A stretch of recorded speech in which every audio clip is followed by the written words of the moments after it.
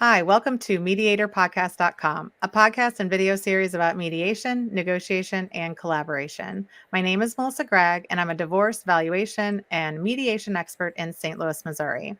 During this episode, we will discuss how to make uncomfortable situations comfortable with Mike Gregory.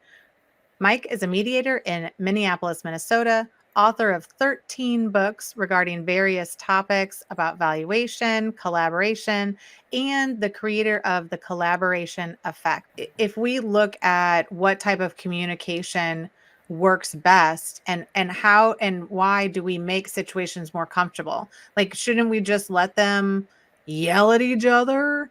And, like the people that were dropping the F-bomb, or is there a way to kind of help move them into a communication that makes everybody feel more comfortable, maybe safer, maybe, more willing to work together?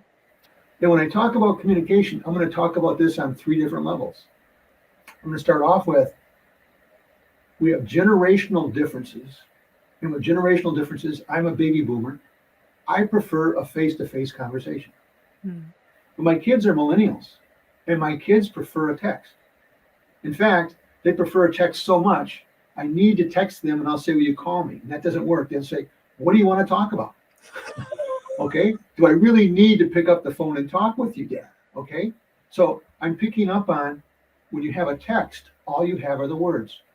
And now there have been studies that have come out and said, when you consider the attitude, not the communication, but the attitude on communication, 7% of the attitude has to do with the words. So if we're texting back and forth, there's a lot of room for misconception of what somebody intended in terms of attitude, because all I have are the words. Or if I have an email and somebody sends an email to you and you might say, that makes me angry.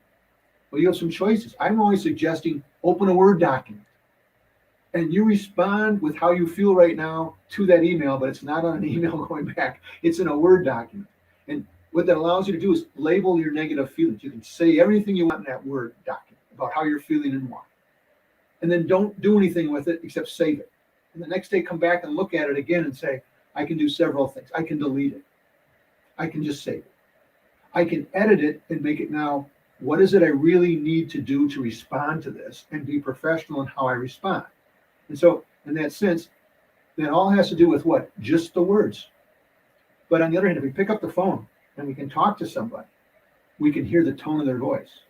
And when you hear the tone of the voice, you're picking up 38% of the attitude. So up to 45% of the attitude because I'm talking to somebody.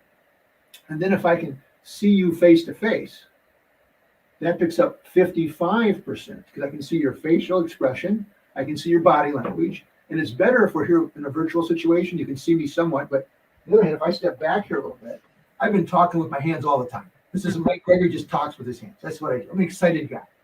So doing it in Zoom, there you go. Doing it in Zoom. I don't want to talk to you, doing it on Zoom. It's better than having the phone, but it's not as good as face-to-face. So when you're thinking about communication and we have a conflict, maybe being face-to-face is the best.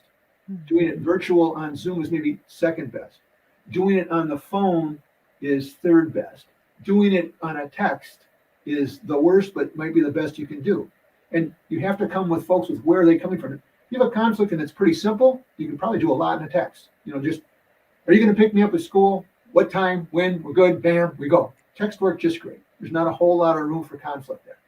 But if there is some conflict that comes in, picking up the phone and having some discussion might be better. And if we can say, let's talk about this later when we're at home and we can talk with one another. So when I'm talking about different forms of communication and what might you use and why, think about the other party in the way they prefer to communicate. And think about you and the way you prefer to communicate. And you may have a discussion just about how we're going to communicate with one another. When are we going to do it by text? When are we going to do it by phone? When are we going to do it on Zoom? When do we maybe have to get face-to-face because of what the situation might be, and it's that serious? And when you're looking at mediations, in my last year and a half, let me think about this. I have not done a face-to-face. They've all been virtual. I do 2 to 4 a month. In my last year and a half, they've all been virtual. Now, some might be moving, but you have to have, everybody needs to agree to come to face-to-face. So that Mhm. means the attorneys, that means the experts, that means the clients. And I've learned that we should all be, my perspective is we should all do what's going to work.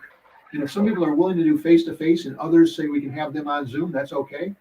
But at other times, folks will say, nope, we're either all face-to-face or we're all on virtual.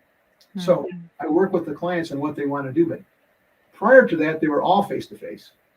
And now they're virtually all virtual with what I'm doing with my clients. And that's what they prefer to do. It's a morphing in our society. So as I look at more virtual scenarios, I have 2 agreements people sign today. They have one agreement that they sign, this is the mediation agreement.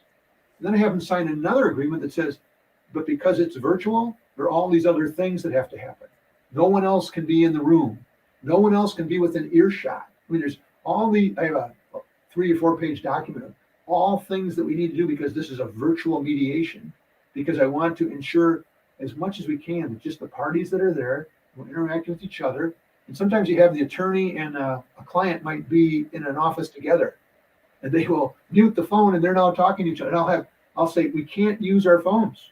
So you can't be chatting with others outside the room on different things. Rather, we're in this room together. So there are a lot more things to think about today because we want to stay focused and we want to avoid other distractions. And I don't want you playing a computer game. I don't want you talking with other people about other things. I don't want you even talking with other people about what we're talking about. It's confidential what's going on in this room.